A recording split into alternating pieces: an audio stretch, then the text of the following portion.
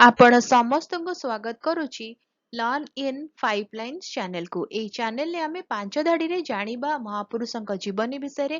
ଆଉ ଯଦି ମହାପୁରୁଷଙ୍କ ଜୀବନୀ ବିଷୟରେ ଅଧିକା ଜାଣିବାର ଅଛି, ସ୍ପେସିଫିକଲି ଅଧିକା ଜାଣିବାର ଅଛି, ମୋତେ କମେଣ୍ଟରେ ଜଣେଇବେ। ତାଙ୍କ ବିଷୟରେ ଆମେ ଲମ୍ବା ଭିଡ଼ିଓ ଆଣିବା ଆଉ ସେ ଲମ୍ବା video Odia Pathshala for you ଚ୍ୟାନେଲରେ ପବ୍ଲିଶ ହବ। ହେଲା, ତାହେଲେ ଆମେ ଯିବା ଆଜି ଜାଣିବା ଆଉ ଜଣେ ମହାପୁରୁଷଙ୍କ ବିଷୟରେ 5 ଧାଡ଼ିରେ।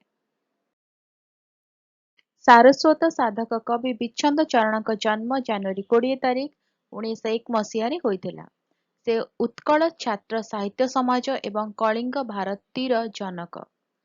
ସେ ଉତ୍କଳ ଜନନୀର ହୃତଗର୍ବ, ଗୌରବ ସଂସ୍କୃତି, ପରମ୍ପରା ଏବଂ ଜଗନ୍ନାଥ ଧର୍ମର ପୁନଃଜାଗରଣ ପାଇଁ ଅବିରତ କାର୍ଯ୍ୟ କରିଥିଲେ। ମଧୁସୂଦନ ଦାସ ବିଚ୍ଛନ୍ଦ ଚରଣଙ୍କ ଇଂରାଜୀ ପ୍ରବନ୍ଧ ପାଠ କରି କହିଥିଲେ, ତୁମେ ଓଡ଼ିଆ ଭାଷା ସଂସ୍କୃତିର ପରମ୍ପରାର ରକ୍ଷାକର୍ତ୍ତା ହେବ। 1961 ମସିହାରେ ତାଙ୍କର ଦେହାନ୍ତ ହୋଇଥିଲା। ଦେଖା ହବା ଆଗାମୀ ଭିଡିଓରେ। ରହୁଛି, ନମସ୍କାର।